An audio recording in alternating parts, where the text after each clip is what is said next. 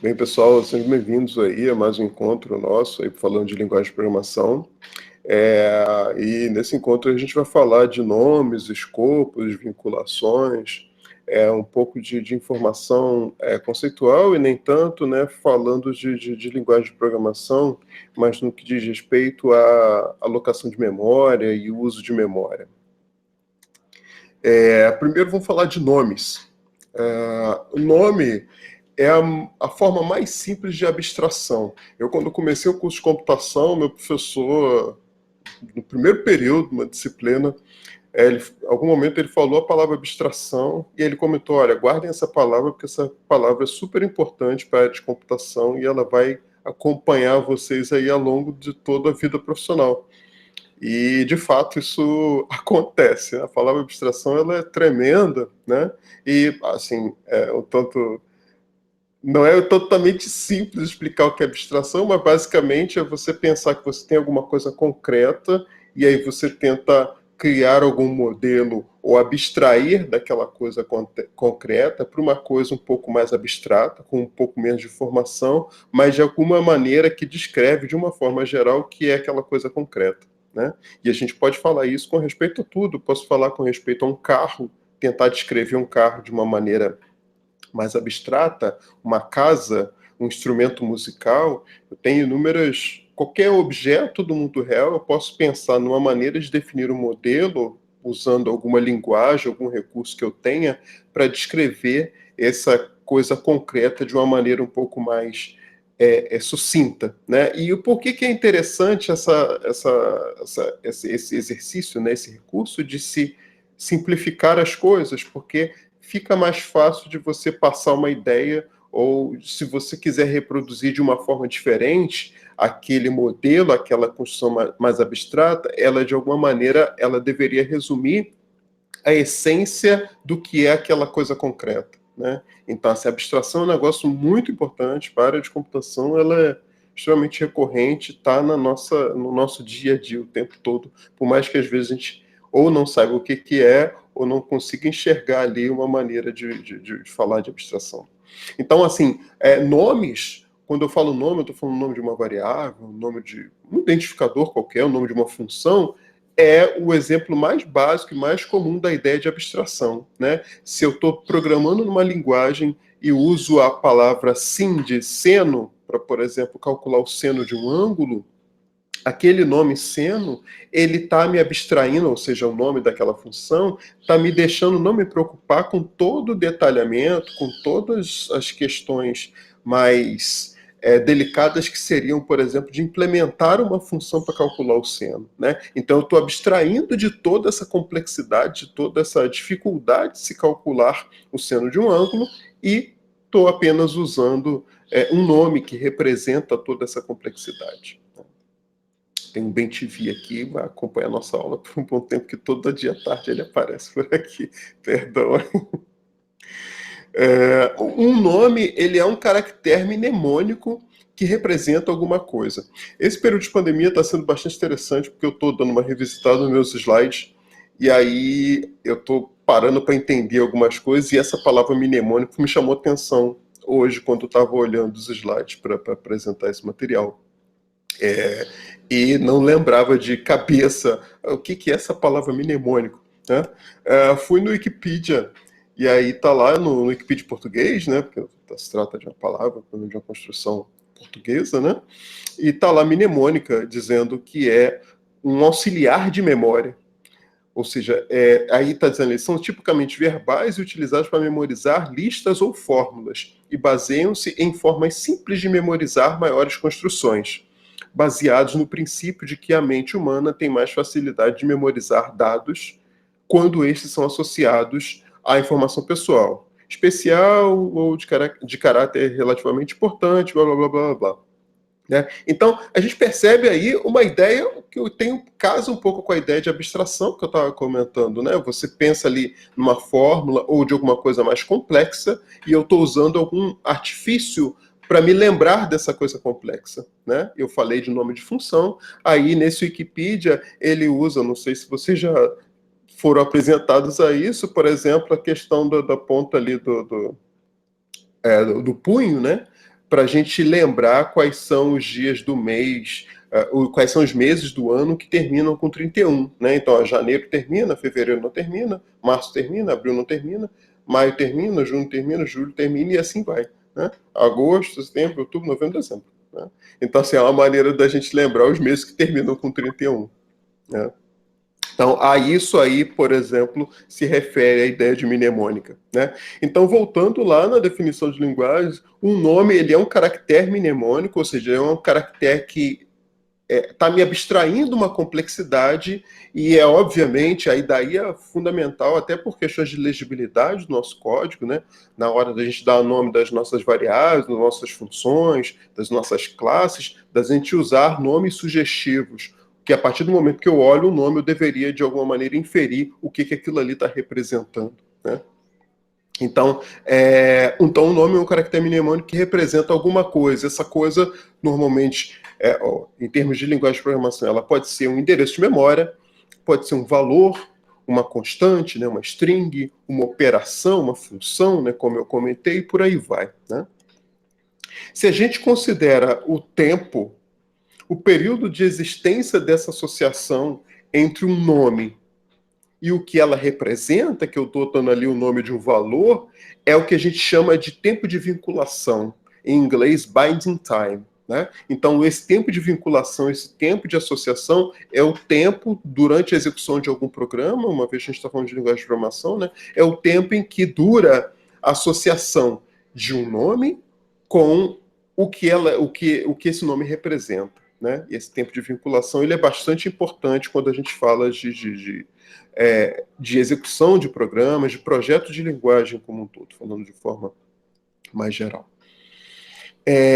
Tempo de vida, que é esse tempo de associação que eu estou comentando entre um nome e um valor, né? Existem alguns eventos, algumas situações que acontecem durante a execução do programa que caracterizam esse início e fim, né? Esse intervalo onde determinada nome, né, em determinada variável, ela é enxergada, né?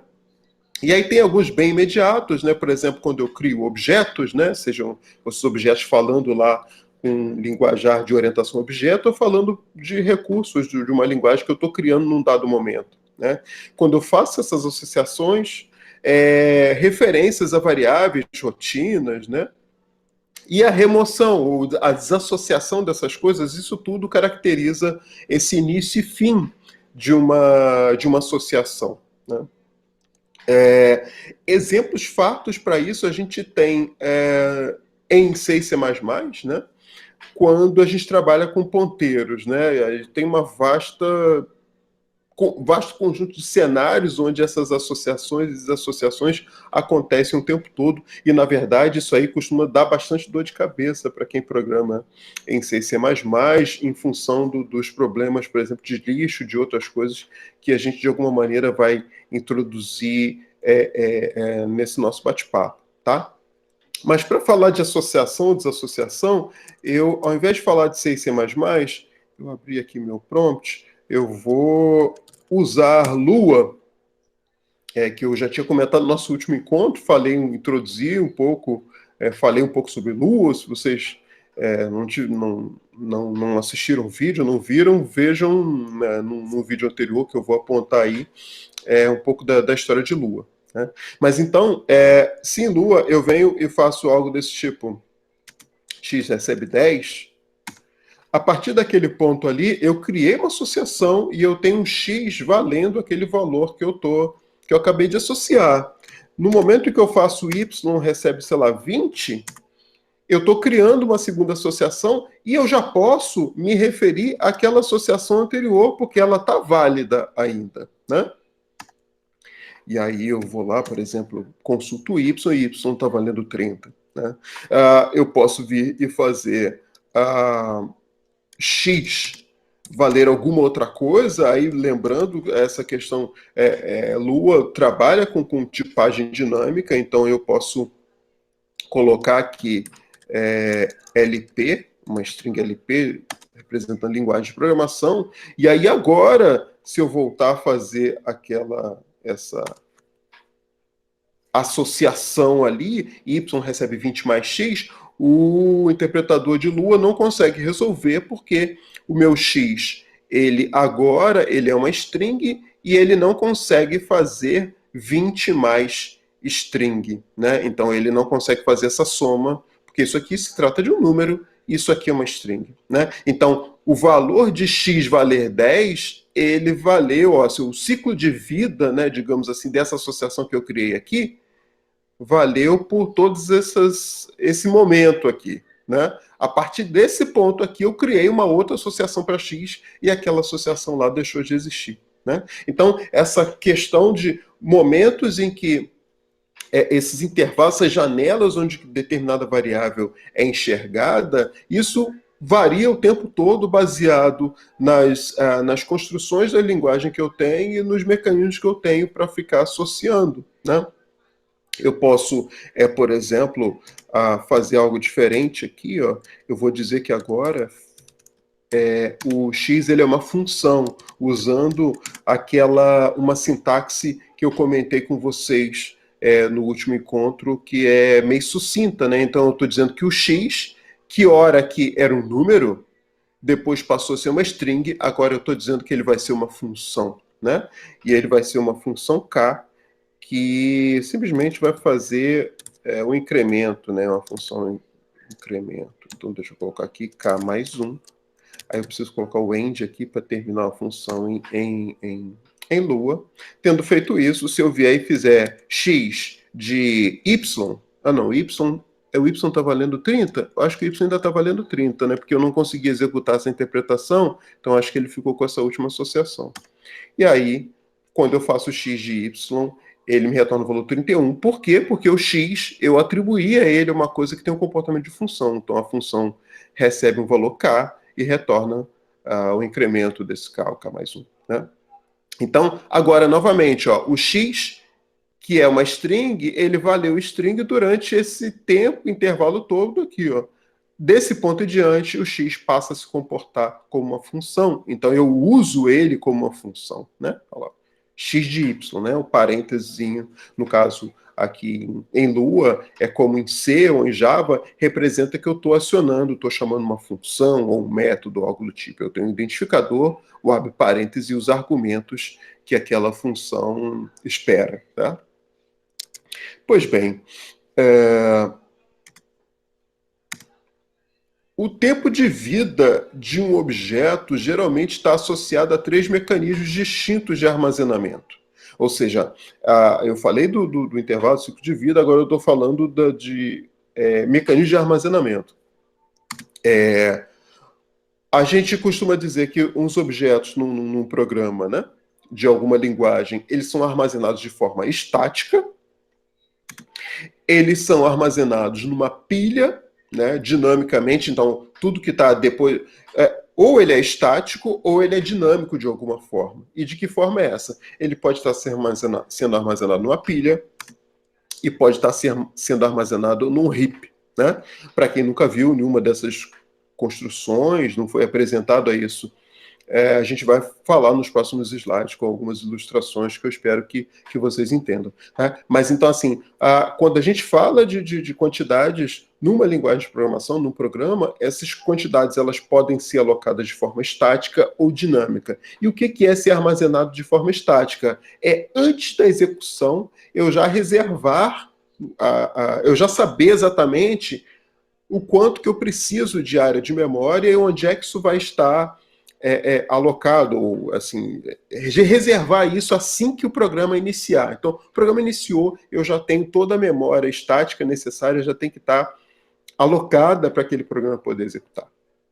Enquanto que a alocação dinâmica, que aí funciona de forma simplificada, aí, a gente pode ter numa pilha ou no heap, são memórias, são áreas de memórias que vão ser demandadas, vão ser alocadas somente durante a execução do programa. Daí o nome de alocação dinâmica. Né?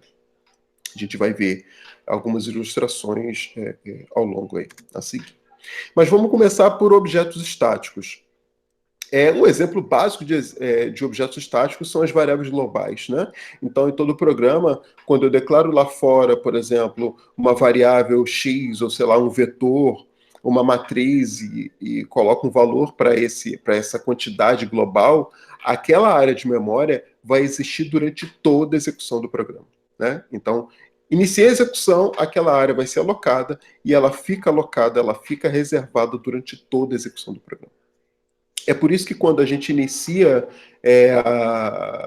os cursos de programação, né, quando aprende a programar, normalmente os professores recomendam que a gente use variáveis globais e outras coisas que são reservadas estaticamente, que a gente use isso com parcimônia, com bom senso. Por quê?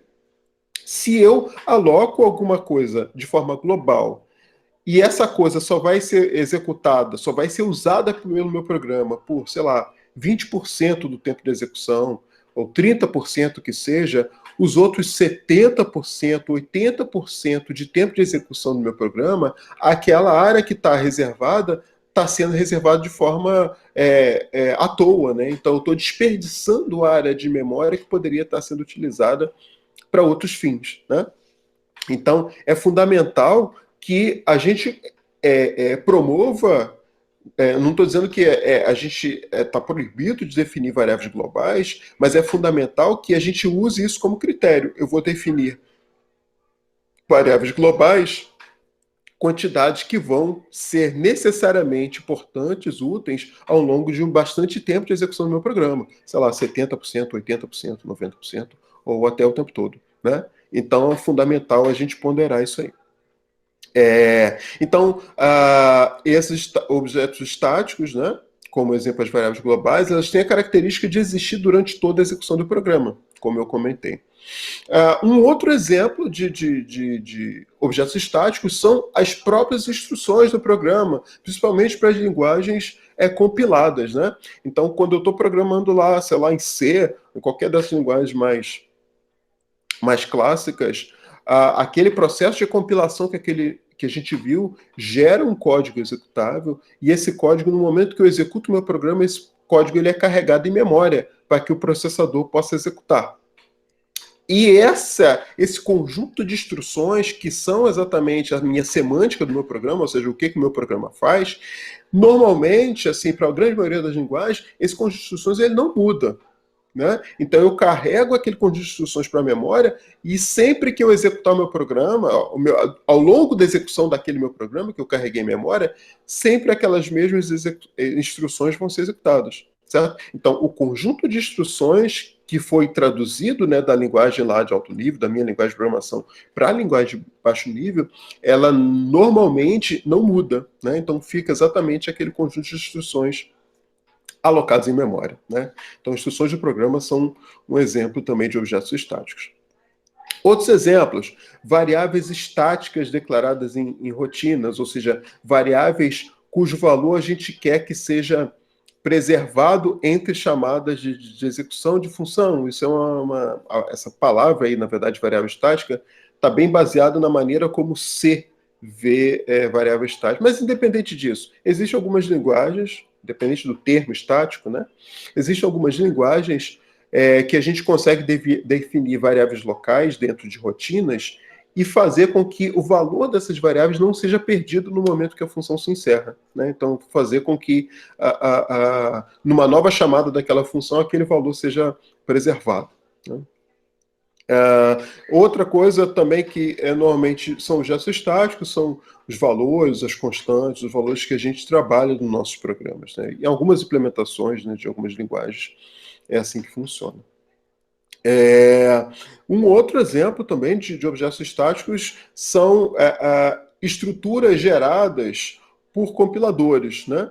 Então, os compiladores, normalmente, para execução, para assessorar a execução dos nossos programas na máquina, eles eventualmente criam algumas estruturas que facilitam esse processo. Por exemplo, para quem já viu alguma coisa de orientação a objeto, quando a gente fala de polimorfismo, umas coisas assim que não são tão imediatas, mas a gente vai ver isso ao longo desse curso,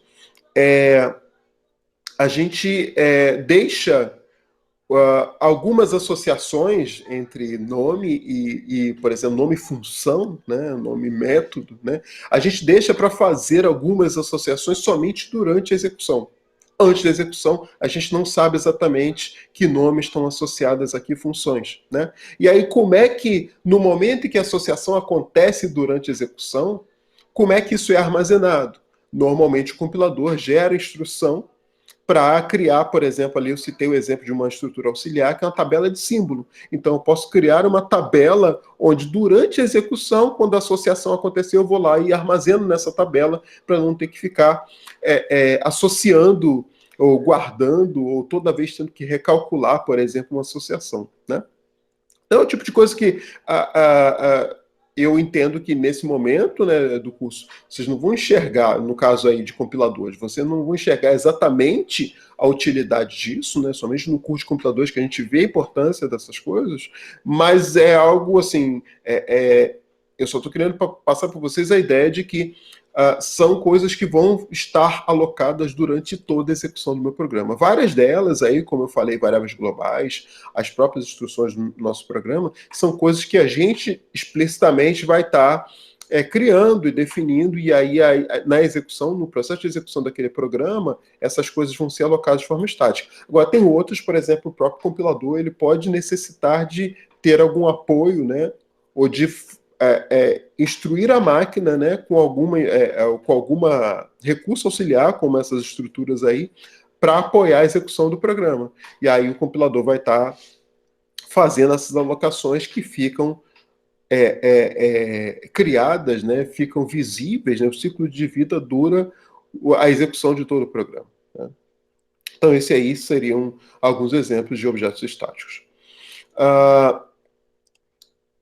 Esse slide aqui, ele é totalmente dedicado a Fortran, na verdade, a primeira implementação de Fortran. Tá? Fortran é uma linguagem muito antiga, né, dos primórdios lá, um acrônimo para Formula Translator, né, tradutor de fórmulas, né? E era uma linguagem muito utilizada para o pessoal que trabalhava com computação numérica, computação científica, né? Então, quando por exemplo, se iniciou o trabalho, a codificação de programas que trabalhavam com grandes conjuntos de números, como, por exemplo, a previsão meteorológica, né? Então, o Fortran foi uma linguagem bastante utilizada, né, nessa época. E a primeira versão do Fortran, ela é bem interessante do ponto de vista de projeto de linguagem, porque os projetistas entendiam que os programas, né, numa linguagem de programação, poderiam ser quebrados em rotinas, né, em funções, procedimentos, mas eles não enxergavam que essas rotinas poderiam ser chamadas de uma forma empilhada. Né? O que eu estou querendo dizer empilhada? Na verdade, que eu poderia ter mais de uma instância de execução daquela função. E ter mais de uma instância de execução de uma função, isso acontece necessariamente quando a gente está trabalhando com função recursiva.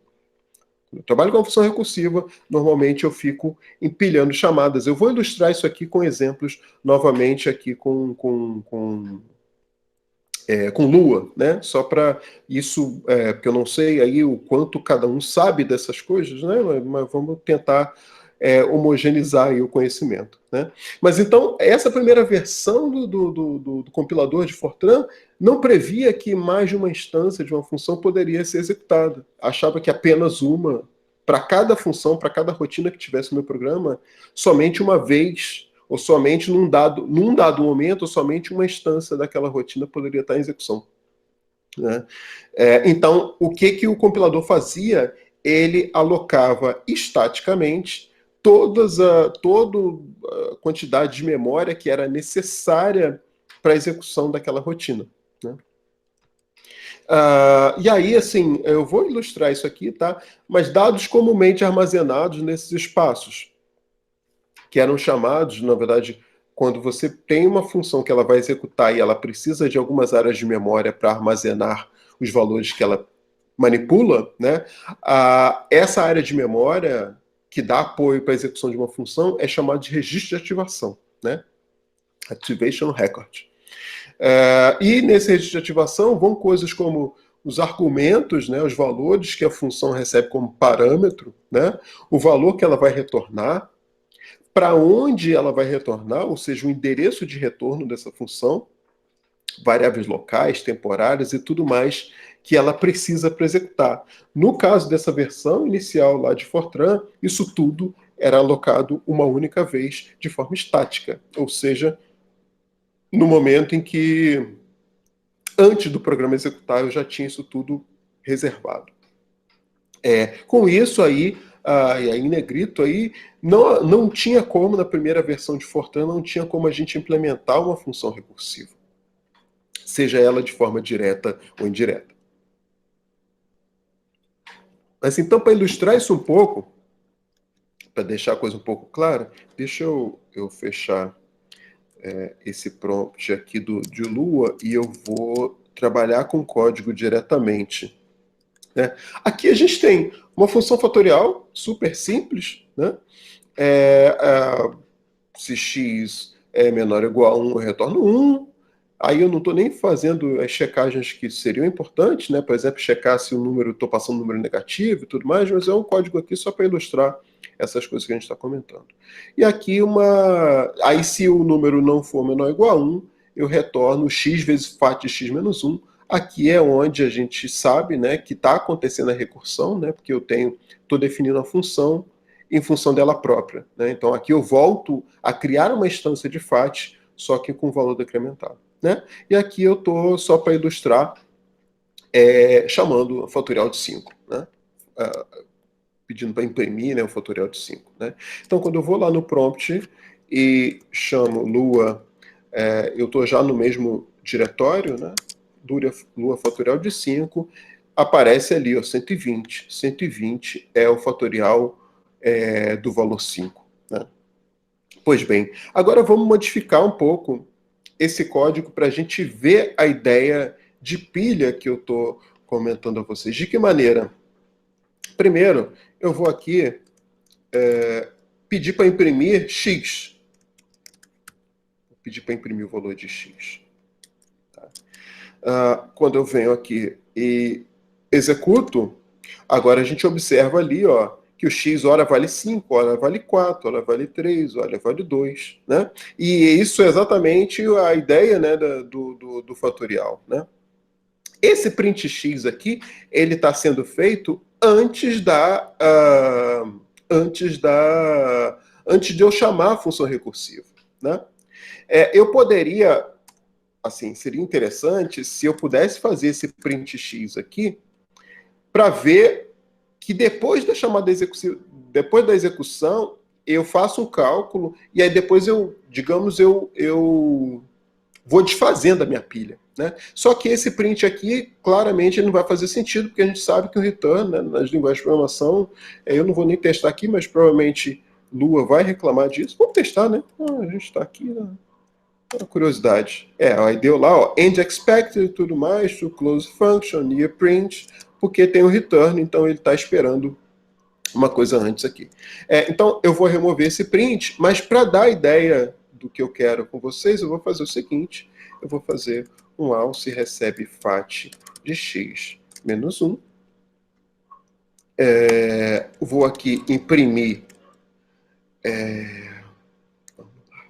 eu vou imprimir o x novamente, e aqui eu vou retornar, para continuar calculando o fatorial, né, o x vezes alce, né, onde alce aqui, eu só fiz uma substituição, né, eu criei a variável aqui antes, e aqui eu estou fazendo, retornando a multiplicação. Né.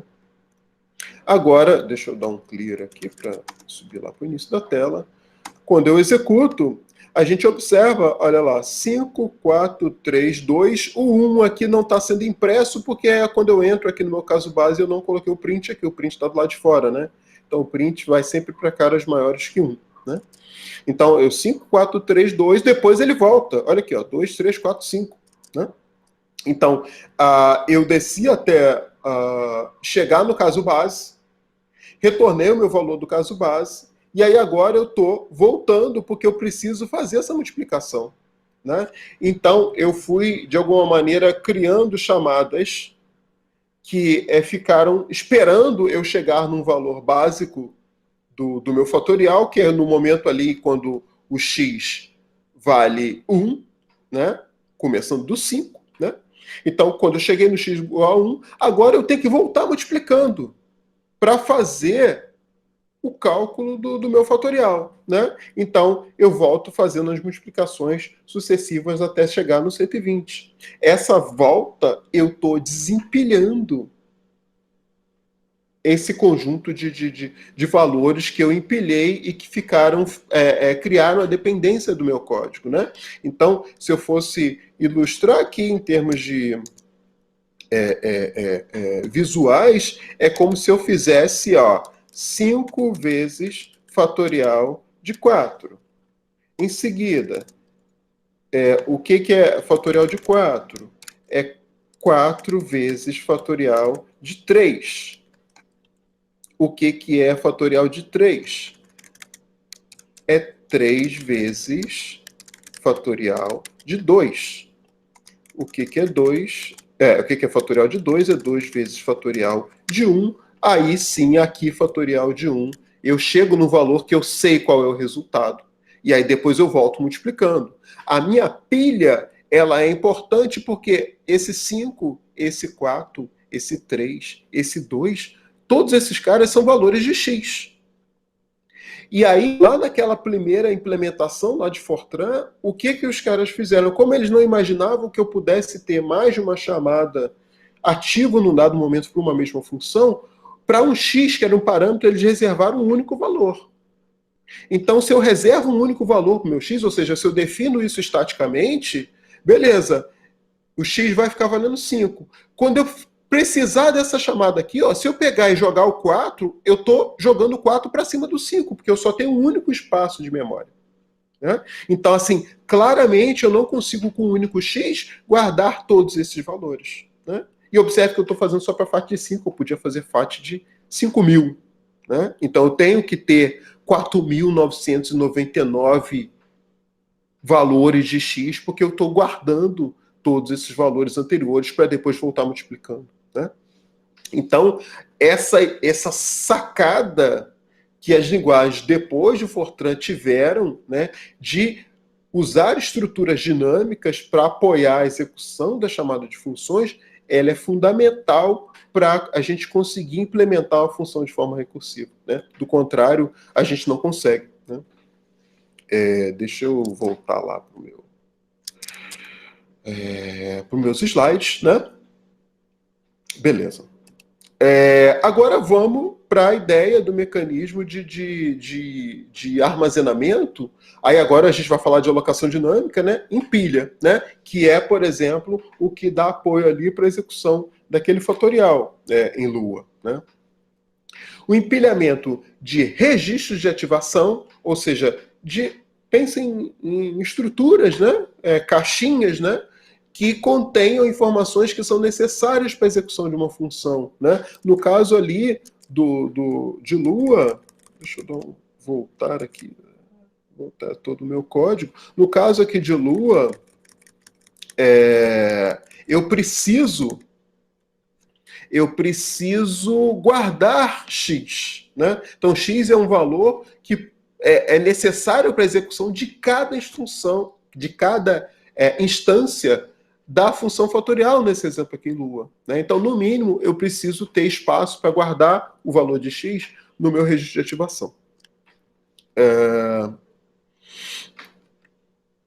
Entretanto, naturalmente, a gente tem que abdicar da reserva estática de espaço para rotinas e fazer alocação dinâmica. Na verdade, isso aqui é uma conclusão baseada nessa análise aí que eu estava comentando com respeito a Fortran. Né? Essa limitação, a gente precisa flexibilizar isso. Então, o que Fortran fazia estaticamente, que é reservar o espaço para execução de uma função, todas as linguagens hoje fazem de forma dinâmica. Né? Então, toda vez que eu chamo uma função, a gente aloca dinamicamente um registro de ativação que vai guardar os valores necessários para a execução daquela função. Essa função ela é recursiva.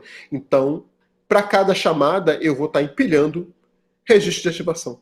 Tá? Então, visualmente, a gente pode imaginar, deixa eu colocar aqui um desenhozinho super breve. Então é como se eu fizesse algo desse tipo. Olha, chamei FAT de 5. Então empilhei um registro de ativação que tem lá o X valendo 5. Ah, o FAT de 5 não consegue calcular, precisa da FAT de 4. Beleza. Vai ser alocado um novo registro de ativação para quando o X vale 4. E assim sucessivamente, até chegar lá no caso base, onde o X está valendo 1, e aí eu já sei qual é o valor a ser retornado. Né? Então, eu tenho aqui a minha pilha de ativação, ou minha stack, né, em inglês. E aí daí até, né, o nome lá, por exemplo, do fórum, que vocês não devem nem conhecer, né, o Stack Overflow, né? O Stack Overflow é um nome inspirado exatamente nessa questão de alocação de pilha, né, que a gente vê aqui. Né? Na verdade, o overflow seria o transbordar, né? Ou seja, seria o problema de eu, por exemplo, criar um mecanismo de recursão e não parar nunca. Né? Então, eu vou ficar alocando registro de ativação até o momento que eu estouro a minha pilha. É um estouro de pilha, Stack Overflow. Tá? Pois bem. É de responsabilidade das rotinas chamadora e chamada manter a pilha coerente com o estado da execução, com o estado atual da execução. Na verdade, o que eu estou querendo dizer nesse texto aqui é que esse mecanismo de alocar esse de registro de ativação ou desalocar esse registro de ativação, isso fica a cargo das rotinas chamador e chamada, ou seja, de quem chama a função recursiva e de quem é chamado por ela.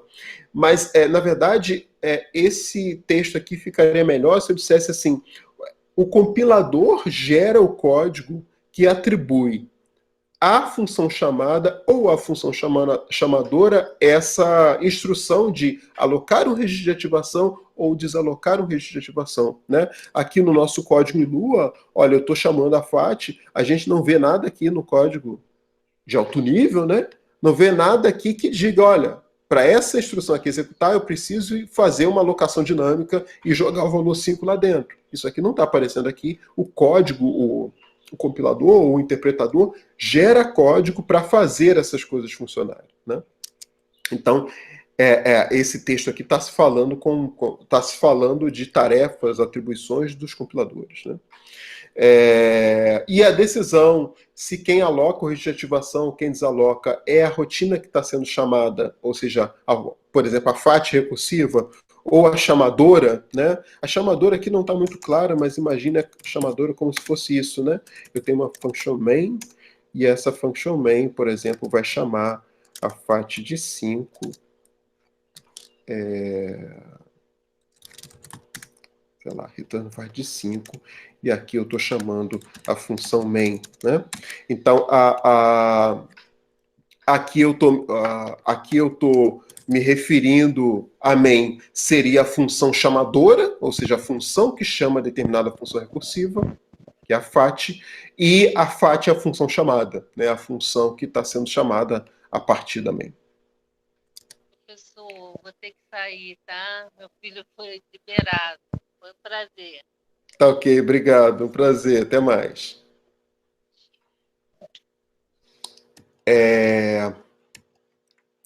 Os registros de ativação, eles também são chamados de frame na literatura de linguagem de programação. Tá?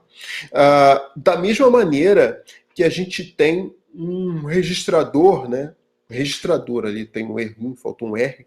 Um registrador program counter, né? Que indica a próxima execução, a próxima instrução a ser executada. Né? Então, quando eu tenho lá no baixo nível, né? Quando eu tenho instruções de um programa a ser executado, eu tenho um registrador específico que ele fica sempre apontando para a próxima execução a ser realizada, que é o program counter. Da mesma maneira que eu tenho esse PC, eu tenho também um FP, chamado de frame pointer, que ele aponta para o endereço base do registro de ativação. Então, se eu tenho esse empilhamento ali, por exemplo, da chamada de FAT, esse frame pointer está sempre apontando para o último registro de ativação que foi alocado. Né? E os acessos a campos específicos, a gente falou só do parâmetro ali, que é o X, mas existem outros valores que são necessários de serem armazenados no registro de ativação, como endereço de retorno e outras coisas que vão ficar mais claras um pouco mais à frente. O acesso a campos específicos desse registro de ativação, desse frame, eles são feitos através de offset. É um mecanismo baseado na ideia de endereço base mais deslocamento, né? Endereço base seria o que está dando ali o frame pointer, o deslocamento é esse offset, né? Eu desloco tantos bytes ali para acessar um campo específico dentro do meu frame, dentro do meu registro de ativação. Um outro ponteiro comum nesse contexto é o stack pointer, que ele aponta sempre para o primeiro endereço livre no topo da pilha ou endereço do último frame alocado, dependendo da máquina, né? Aqui vale uma questão também interessante, que às vezes quando a gente fala de desempilhar registro de ativação ou empilhar registro... Nossa, minha pilha aqui tá tremenda, mas tudo bem. Imagina lá, por exemplo, eu chamei as minhas FATs, né? E aí cheguei no meu caso base aqui em cima, na última chamada da minha função, né? Então cheguei aqui, obtive o valor do caso base e agora eu vou retornar da minha chamada. Eu vou retornar da minha chamada. No momento que eu retorno, eu digo que eu desempilho o meu registro de ativação. Esse desempilhar, eu não preciso, por exemplo, para quem já trabalhou com alocação dinâmica de memória, eu não preciso dar um free ou remover essa área de memória. Se eu imaginar, por exemplo, que eu tenho um frame pointer, ou na verdade aqui um stack pointer, né, que está apontando para a próxima área livre da minha pilha, desalocar esse registro de ativação é pegar esse stack pointer e mover para baixo, né? Então, no momento que eu movo o SP para cá, para essa nova posição, eu estou desalocando essa área aqui, porque uma nova chamada de alguma outra função, ela vai sobrescrever essa área aqui, porque o SP está apontando, nessa minha interpretação aqui, para a próxima área livre, né? Então, ele vai escrever daqui para lá, né? Então, essa questão de alocar ou desalocar áreas de memória, você não precisa, o compilador não precisa ir naquela área que está sendo desalocada e jogar zero, jogar lixo, fazer nada do tipo. Na verdade, ele faz um ajuste, uma movimentação de ponteiros de maneira a refletir aquela desalocação. No caso aqui da pilha, né, do stack, se eu quero liberar essa área de memória, basta entendendo, né, sabendo que esse SP aponta para a próxima área livre, que está daqui para cima. Se eu quero desalocar essa área aqui, eu simplesmente movo o meu SP aqui para baixo. Por exemplo, para o FP, né, que foi o frame pointer que eu comentei lá, que está apontando para o último cara alocado, né? Então eu faço SP recebe FP, que com isso eu vou estar desalocando essa área de memória aqui. Agora vamos para a terceira forma de alocação, né, que é a alocação no heap. Também é uma alocação dinâmica, né? Também é uma alocação dinâmica, só que é diferente do stack, que é uma estrutura que é criada para apoiar a execução de funções, né? Que é um exemplo até daquele que eu comentei, por exemplo, uma estrutura que o compilador cria, né? Para apoiar, para facilitar, né? Na verdade, para possibilitar a execução de chamada de funções para o nosso programa. No caso do heap, é um espaço da área de memória que fica disponível para as alocações do nosso programa, né? Então, toda vez que o meu programa precisa de uma área de memória para executar alguma computação que seja, essa área de memória alocada dinamicamente, ela vai para o heap, né? Para quem vê C, por exemplo, é quando eu faço os meus mallocs. Para quem programa em C++ e Java, quando eu dou o meu new, né, quando eu crio o meu objeto, os meus valores, né, alocados dinamicamente, isso vai para uma área de alocação dinâmica, dedicada para armazenar valores alocados dinamicamente. É. Então, o RIP é a área de armazenamento, onde blocos de memória são alocados e desalocados muitas vezes por programa de um usuário, né? Então, eu posso alocar e, obviamente, eu posso desalocar. E para linguagens que não têm coleta automática de lixo, essa desalocação ela precisa ser feita pelo usuário, com o risco de, caso essa desalocação não aconteça, de algum momento você ter um estouro da tua área de memória, né? Então, para a linguagem de programação, que as recentes, praticamente nenhuma linguagem de programação implementa, trabalha sem coleta automática de lixo, né? A grande maioria das linguagens populares aí hoje, que o mercado utiliza, trabalham com coleta automática de lixo. Mas lá em C, ou no C++ basicão e tudo mais, essas coisas são feitas de maneira manual, né? E aí, infelizmente, um tanto sujeito a erro se o programador não tem a necessária disciplina, né? Não há relação, primeiro, desse nome RIP aí, que é essa área de memória para onde vão essas alocações dinâmicas, não tem relação com a estrutura de dados RIP, que é uma implementação de fila de prioridades baseada em árvore. É um negócio bem de estrutura de dados, tá? Eles têm o mesmo nome. Tem até o RIP sort, né, que seria também um método de ordenação, mas esses caras não têm a ver com essa ideia de RIP aí, tá? É necessário, né, o RIP ele é necessário para a alocação de estruturas de dados dinâmicas, como listas, filas, objetos redimensionáveis, né, objetos que mudam de tamanho dinamicamente. Para essas coisas acontecerem, eu preciso de uma estrutura, de um espaço de alocação, de manipulação dinâmica. Daí a existência do RIP. Existem várias estratégias de manipulação de espaço num RIP, né? Aliás, antes de falar dessas estratégias, deixa eu só ilustrar, vou voltar, aqui não tem espaço, deixa eu só ilustrar aqui para vocês. É bem comum, isso aqui seria uma maneira didática de ilustrar como é que fica o nosso programa numa... Vou colocar aqui pequenininho para não ter que apagar, tá? Como é que fica o nosso programa em memória. Nossa, tá horrível, né? Imagine que aqui o nosso programa acabou de ser executado, né?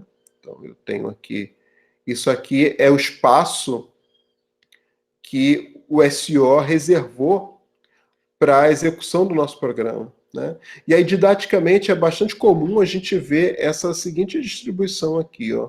Eu vou dividir mais ou menos no meio, não precisava ser no meio, mas eu tenho duas áreas principais, uma área para onde vai toda a memória estática que é necessária para a execução do meu programa.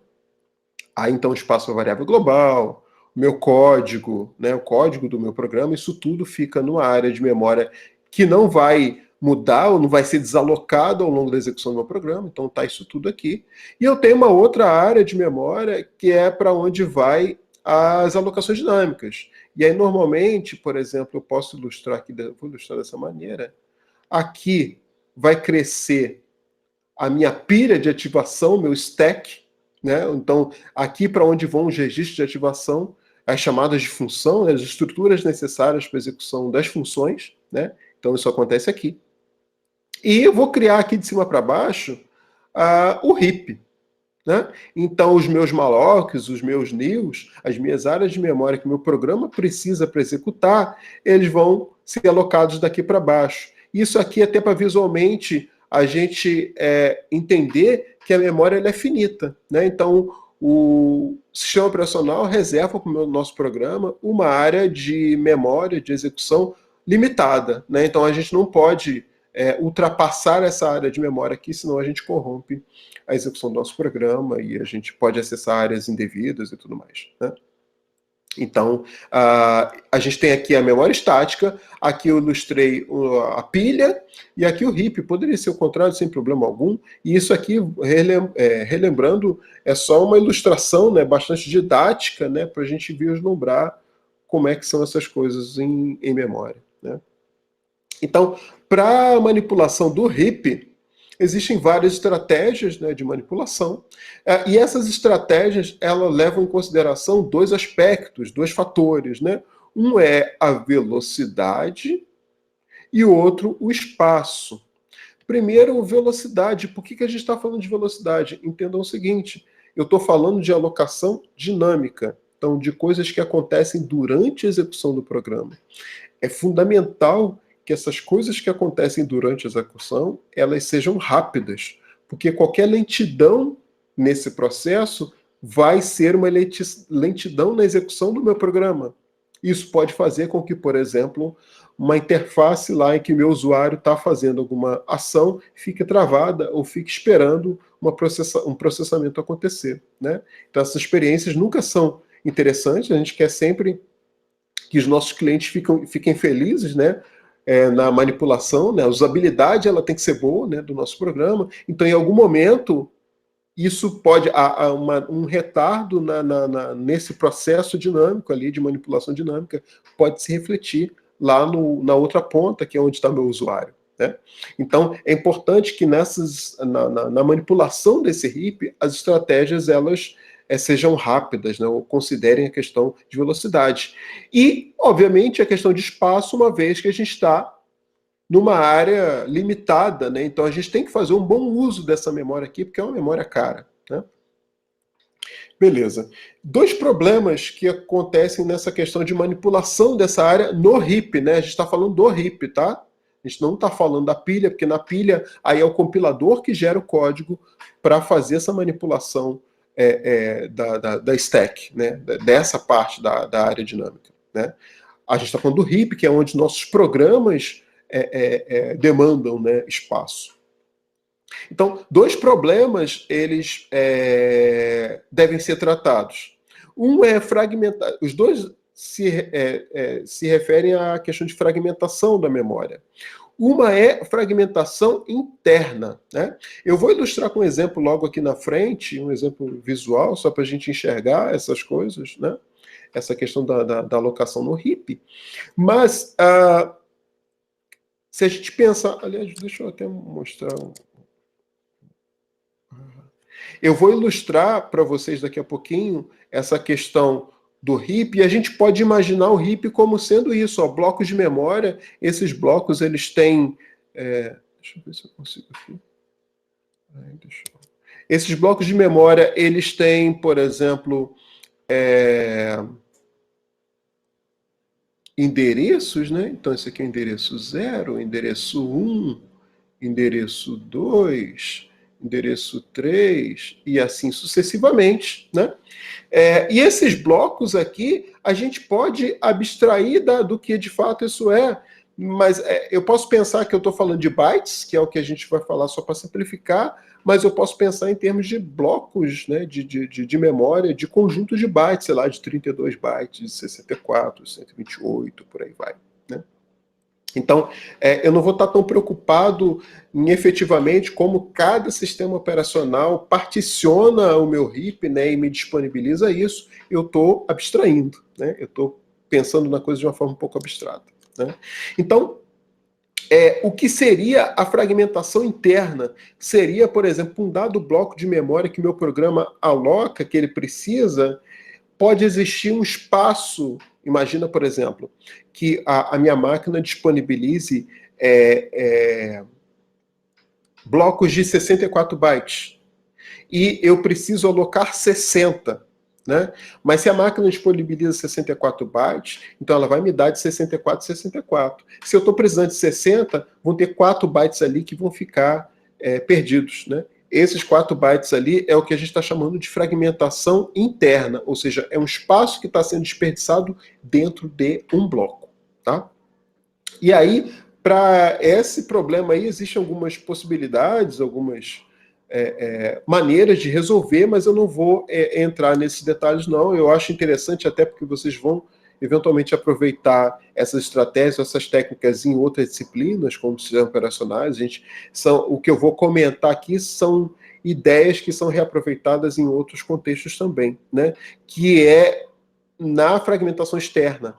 E aí, na fragmentação externa, o que acontece, eu vou ter, ao longo da execução do programa, eu vou poder ter alocações e desalocações e, sei lá, depois de um tempo de execução, é possível que eu tenha alguma coisa como um queijo suíço, né? Ou seja, um monte de buracos aqui no meu heap, ou seja, a minha memória ela vai estar fragmentada. E aí eu preciso criar mecanismos de reaproveitar esses buracos todos, senão eu desperdiço muita memória e em algum momento eu posso erroneamente concluir que eu não tenho mais espaço para alocar. Pois bem, então esse problema dos buracos no queijo suíço é a fragmentação externa, né? E aí existem alguns algoritmos, first fit, next fit, best fit e worst fit, e eu vou ilustrar naquele desenhozinho ali cada um desses algoritmos, cada uma dessas estratégias. Beleza. Então imagine lá, a gente começa a fazer a alocação, vou mudar aqui a cor só para só para diferir um pouquinho. Então, imagina que eu venho aqui e aloco, sei lá, 2 blocos de área de memória. Depois, mais à frente, eu vou colocar símbolos diferentes ou letras, só para indicar que se referem a coisas diferentes, tá, pessoal? Aí aqui eu venho e aloco mais 3 blocos de memória, aqui mais um, aqui mais outro, e eu tenho que conseguir apagar isso aqui depois. Aqui mais outro.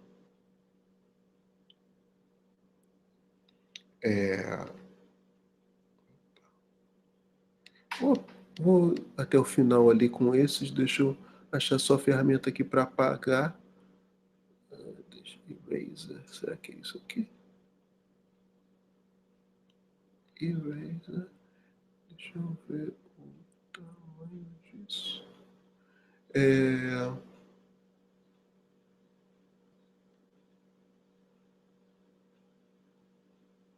As coisas estranhas, é isso mesmo? Não sei se ficou bom ou não, mas tá. Vamos preencher esse camarada até o final. Então, vou colocar mais... eu acho que era o pattern ali que estava preenchido, né? Mas tudo bem. E aí, num dado momento na execução do meu programa, e eu vou ter que apagar.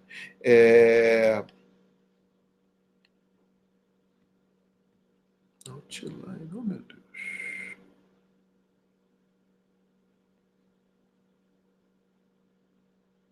Deixa eu ver se é isso aqui. Num dado momento, eu vou começar a apagar algumas áreas de memória, né? Então, deixa eu ver algumas que vão ser interessantes aqui para eu ilustrar. Então, eu vou apagar...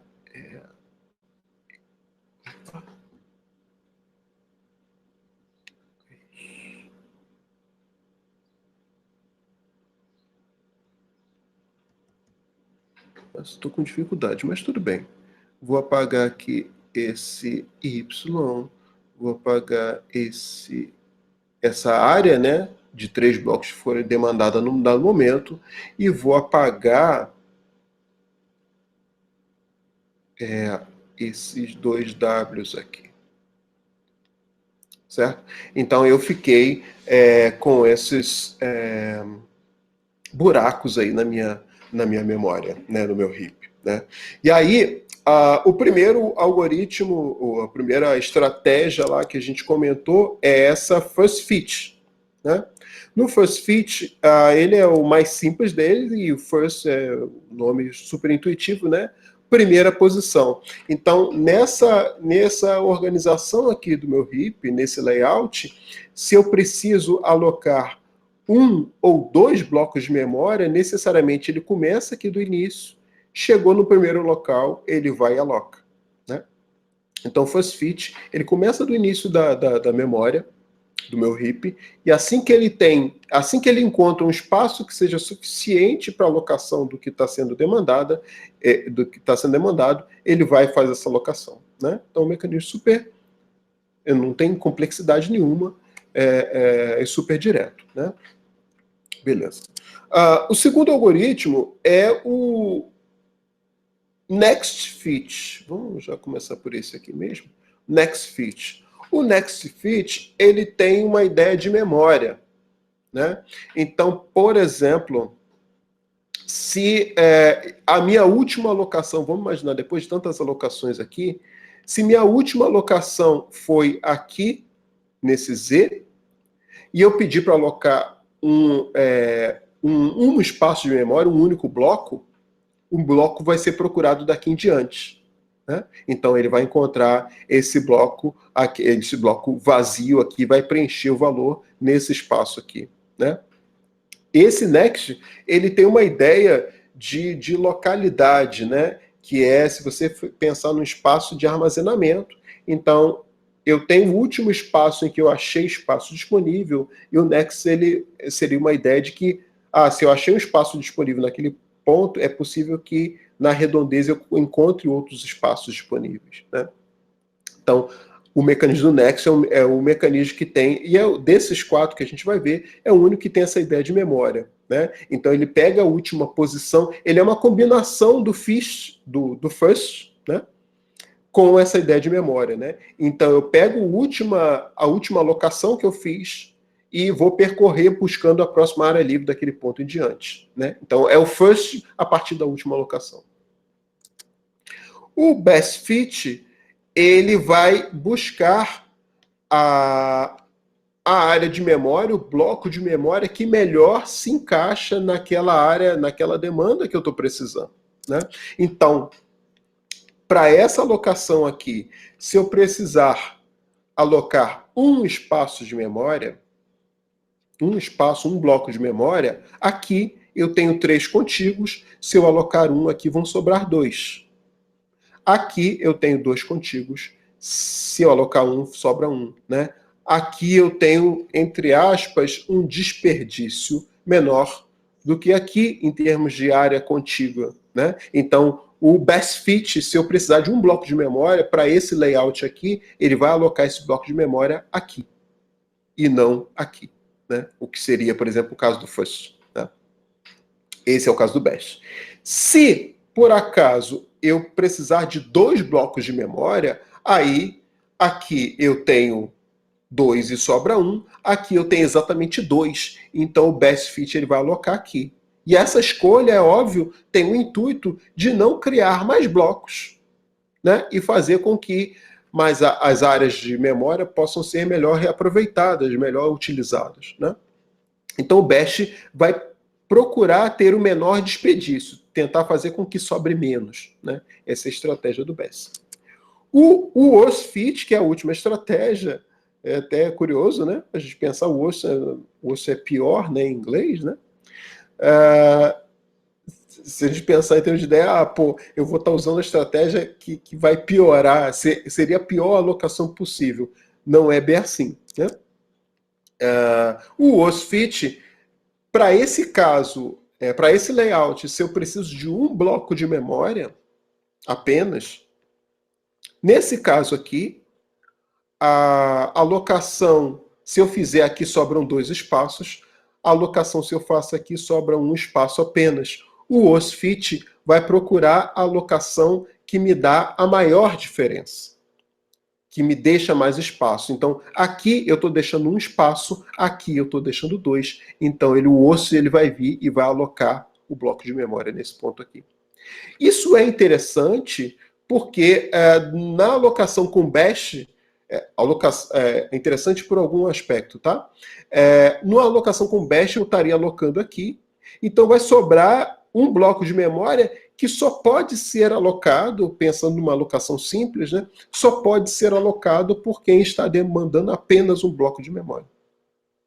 Enquanto que o worst, para um bloco de memória, ele vai alocar aqui, e vai deixar 2 espaços disponíveis aqui e aqui, e aí eu continuo tendo uma flexibilidade maior de poder alocar, sei lá, 4 blocos, fazer 4 alocações de um único bloco de memória, ou fazer 3 alocações onde eu tenho 2 blocos de memória numa alocação e um bloco nas outras 2 e por aí vai. Né? Enquanto que na alocação do bash, aqui só sobra um único espaço de memória, então ele só pode ser encaixado, só pode ser aproveitado com uma alocação de um único bloco de memória. Né? A ressalva aí, o lembrete, é que o best e o worst, eles se equivalem quando no meu heap eu tenho um espaço de memória exato para o que eu quero. Então, se para esse layout eu tiver demandando 2 blocos de memória simultâneos e não um apenas, tanto best quanto worst vão alocar esses 2 blocos de memória nesse ponto aqui e não aqui, né? Porque nesse caso aqui eu tenho um casamento, eu tenho uma alocação que é exata com o que se tem de disponível, então eu não estou permitindo que buracos aconteçam, né? Então daí o que eu comentei que o worst ele não é tão worst assim. Então se eu tenho espaço disponível exato para o que é necessário, é naquele ponto em que eu vou alocar, né? Então, assim, basicamente é essa a ideia de estratégias de alocação no heap, tá? Essas estratégias que eu comentei aqui, elas aparecem também em sistemas operacionais quando a gente fala de alocação de processos em memória, ou seja, de programas em execução, a maneira como essas coisas são como esses programas preenchem a memória, também a questão de memória virtual, né, ou seja, de a gente pegar a memória secundária, pegar o HD e usar como espaço de buffer, né, para troca de informação com o espaço da memória.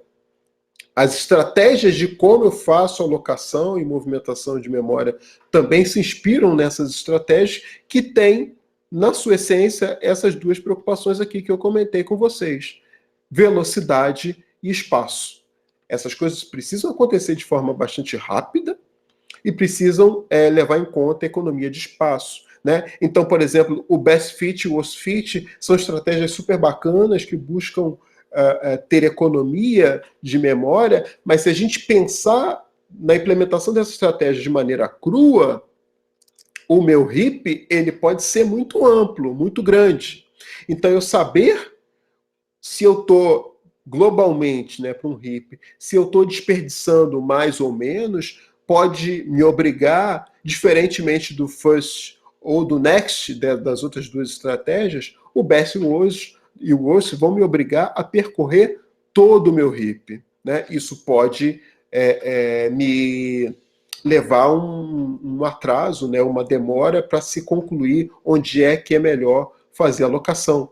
Existem, para a implementação dessas estratégias, alguns algoritmos, por exemplo, estruturas que vão indexar o heap e permitir por exemplo, uma identificação de áreas de memória livre muito mais rapidamente do que eu ter que percorrer o heap a todo momento, né, e percorrer ele de forma completa, né? Então são todos mecanismos, insights que ao longo do tempo aí do desenvolvimento, né, de implementação, né, de linguagem de programação, foram sendo criadas para facilitar ou para dinamizar ou para agilizar o processo de execução dos programas, né? Então são insights realmente muito importantes, né, para a programação, né, para a área da computação como um todo, né? A continuação desse vídeo, desse slide, é um vídeo sobre alocação, sobre coleta automática de lixo, que eu já gravei esse vídeo há algum tempinho atrás. O vídeo é um pouco antigo, mas ele tem um conteúdo bastante interessante, então vou recomendar para vocês que vocês